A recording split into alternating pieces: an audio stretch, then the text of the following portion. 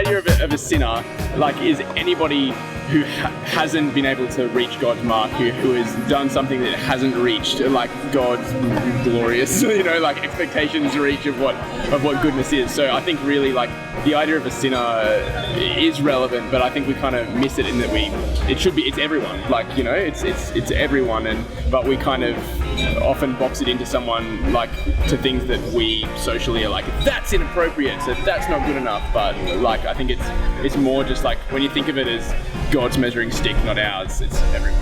I mean, it says in the Bible we're all born into sin. We were created perfectly, but we were born into a sinful world. So I think defining sin is quite tough. Like I said before, God says no sin is too much, and so it says just too big, or no sin's too small. So I think we, in a sense, are sin, in the way we live our life. And I think, obviously Jesus is the only way out of sin. So I think defining a sin is very, very difficult.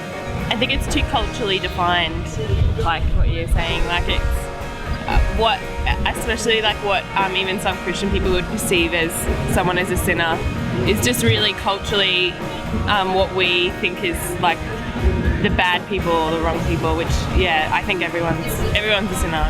It's really not. It's not as big of a thing as people make that to be. Where, like, if you look at Sermon on the Mount, Jesus isn't so much talking about all these outward behaviours that we can put people into these categories of, but it's all about heart and attitudes. In Jesus' time, a sinner was anyone whose society and religious leaders considered to be unclean and unworthy of social interaction. They were shunned because people thought that if they hung out with them, they'd become tarnished too. The religious leaders of the time made it very clear who was a sinner and who was actually worthy of God. But then along came a guy called Jesus, and it's an understatement to say that he shook things up a little. From the very beginning, Jesus was, in the eyes of Pharisees and other religious leaders, a total rebel. This was why they were so keen to get rid of him. Jesus was constantly speaking out against their man-made rituals, rules, and customs, stating that they were more about the traditions of humankind instead of teaching the Word of God.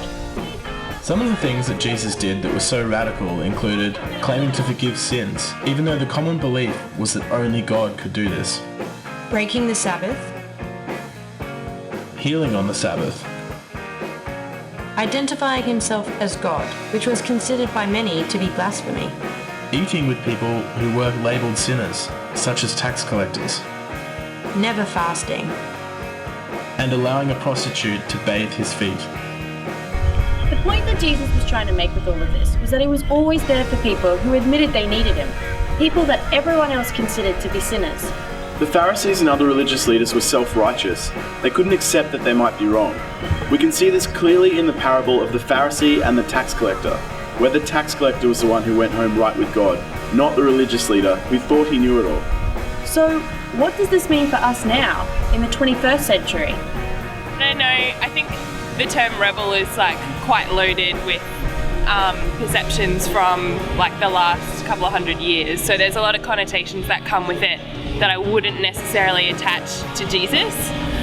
But I think you could take it, you can take it in the way that he's countercultural. His way was God's way, not the way of the world. So I think in that way, I guess it was. I would obviously, reading the Bible would obviously say I'd do a similar thing, but I mean, would I really do the similar thing? Like, would I really go, I would sit with tax collectors and sinners as well?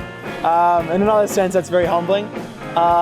In this society, I think it's tough. Stuff like, I think that it's probably only been more recently that I've kind of understood more fully that there's so many things in the New Testament that Jesus did was actually like that we don't even read into and understand, but so many of them were him being like, no, you have placed like man-made boundaries on what was supposed to be God's, and you have put that in there, and The Pharisees lived a certain way and taught a certain law, whereas God came and said, Jesus said, I am the way and the truth and life, whereas the law was the way and the truth. And I don't think I would be able to sort of do the same as Jesus. I'd love to say that I could be the same as Jesus, and I'd love to be able to be the same as Jesus, but it'd be hard. I think it'd be really, really tough. While it may be initially tricky to relate to an event that happened 2,000 years ago, Jesus' message still stays strong today. He's not interested in people who think they do the right things all the time. Instead, he's always there for people who need him and seek his guidance. So what does this mean for you?